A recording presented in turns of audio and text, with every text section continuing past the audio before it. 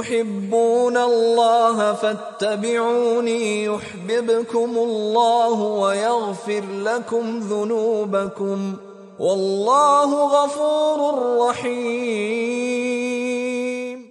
السلام عليكم ورحمة الله وبركاته طميم. وعليكم السلام ورحمة الله وبركاته أخي، كيف حالك؟ بخير والحمد لله. Regarde Tamim, la belle armée musulmane que j'ai construite avec mes Legos. Oh, masha'Allah, tu as dû être très patient pour disposer tous ces petits personnages. Mais dis-moi, tes guerriers musulmans se préparent à faire la guerre contre qui? Les polythéistes de Quraysh. Cet après-midi, Muallima nous a résumé la bataille de Badr. Mais je souhaiterais tout de même que tu m'expliques plus en détail comment cette bataille s'est déroulée. Et surtout, je souhaiterais savoir comment les musulmans sont venus combattre eux qui ont été persécutés et qui n'ont jamais répondu aux menaces et tortures des polythéistes. Je comprends tout à fait tes interrogations, et si Allah le veut, Inch'Allah, je vais tout expliquer. Mais je te préviens, Akhi, ce sera long, très long. Voilà ce que je te propose. À présent, il est 17h. Nous avons un peu de temps avant le Maghreb. Je te raconte maintenant ce qui s'est passé avant la bataille de Badr. Puis ensemble, on va aider Oumi à bien mettre la table, et après l'iftar, je te raconte le déroulement de cette fameuse guerre. Je suis entièrement d'accord avec ta proposition, Barakallahu fik. Ouais, fik, Akhi. À présent, installe-toi confortablement et écoute attentivement avec le cœur.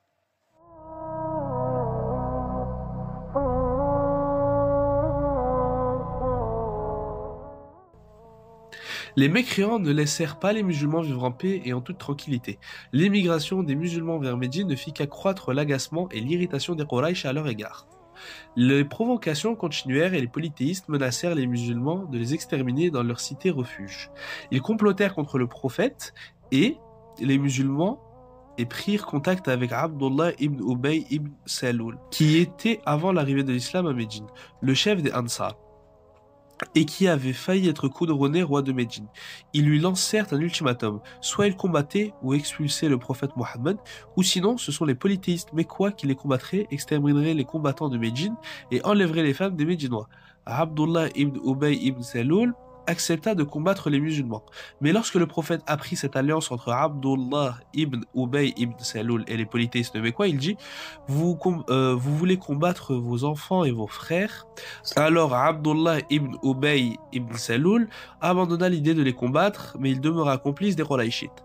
La situation resta néanmoins très menaçante contre les musulmans au point que Aïcha raconta: j'étais une fois avec le prophète dans sa demeure, quand je l'ai entendu dire « Si seulement je trouvais parmi mes compagnons un homme pieux qui monterait la garde près de moi durant cette nuit. » À cet instant, nous entendîmes un cliquetis d'armes à notre porte. Le prophète demanda « Qui est là ?»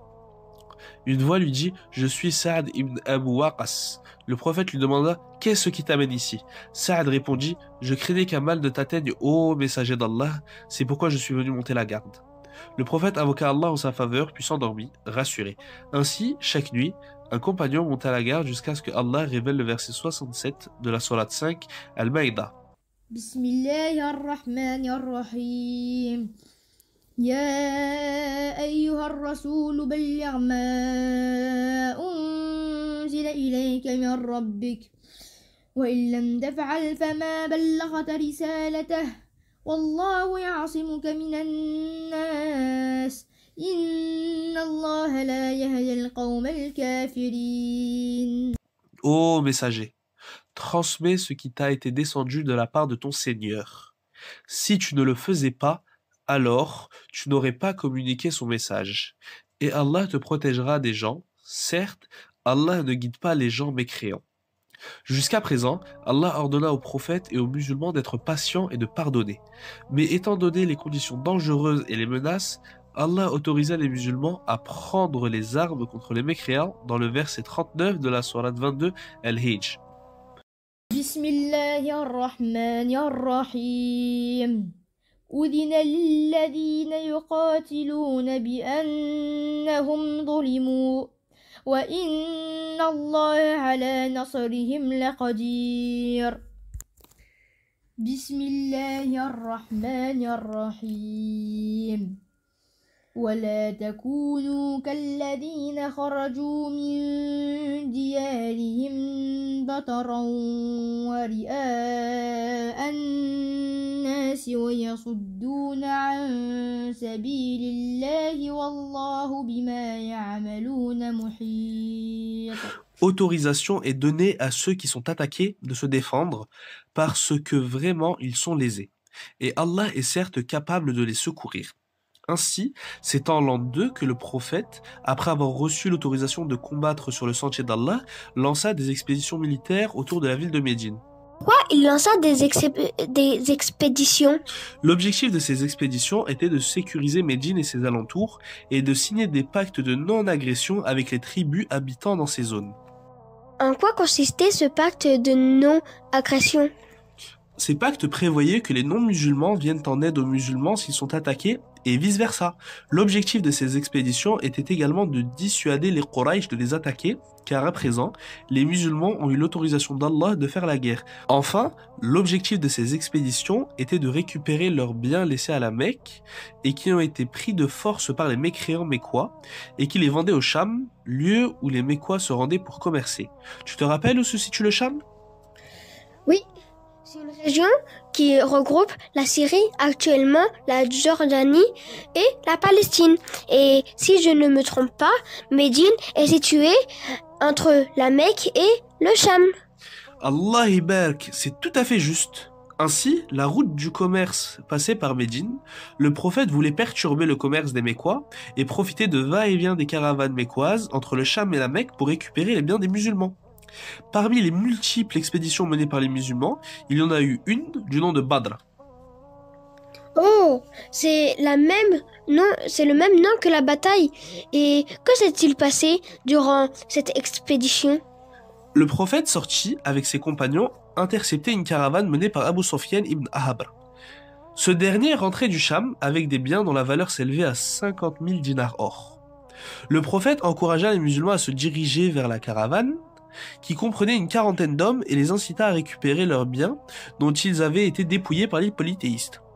Le prophète leur laissa le choix de sortir ou de rester, il ne prévoyait pas de combat. C'est pourquoi les compagnons étaient insuffisamment équipés en armes et qu'ils n'étaient pas suffisamment préparés.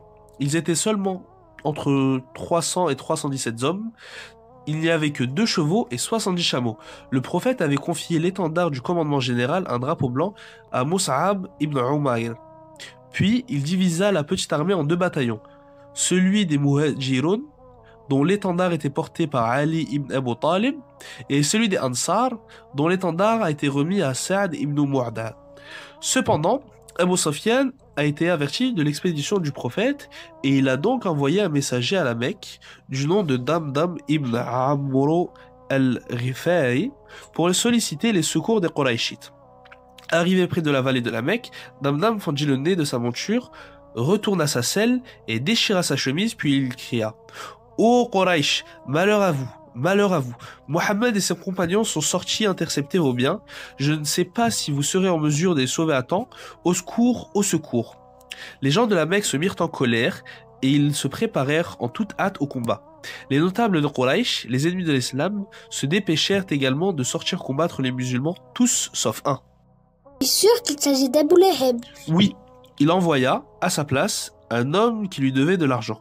Les polythéistes purent mobiliser une armée composée de 1300 hommes équipés de 100 chevaux, d'innombrables chameaux et de 600 côtes de mailles.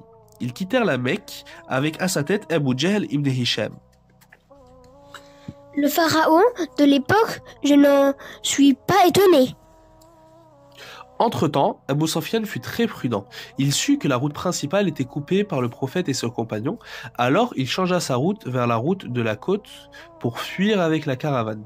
Il envoya un message aux polythéistes mécois pour les informer qu'ils ont pu échapper aux musulmans. Mais en apprenant la nouvelle, Abu Jahl, plein d'arrogance, ne voulut en aucun cas abandonner cette opportunité de tuer le prophète. Il insista en disant « Par Allah, nous ne reviendrons pas à la Mecque avant d'atteindre le puits de Badr. Nous y resterons 3 jours et 3 nuits, égorgeant les chameaux, goûtant à leur chair, buvant le vin et écoutant le chant des musiciennes. Les Arabes auront des échos de notre expédition et ils ne cesseront de nous craindre. » Allah dit à leur sujet dans le verset 47 de la sourate 8, Al-Anfal, Et ne soyez pas comme ceux qui sortirent de leur demeure pour repousser la vérité, et avec ostentation publique obstruant le chemin d'Allah, et Allah cerne ce qu'ils font. Seuls les Banu Zohar, comptant 300 hommes, abandonnèrent l'armée des polythéistes. Du coup, les polythéistes avaient une armée de 1000 hommes. Oui, il resta 1000 combattants qui se dirigèrent vers Badr. Je ne t'en dis pas plus, nous allons aider Abi et Oumi, et je poursuivrai l'histoire après le repas. بإذن الله جزاك الله خيرا تميم. Wa khayran jazak.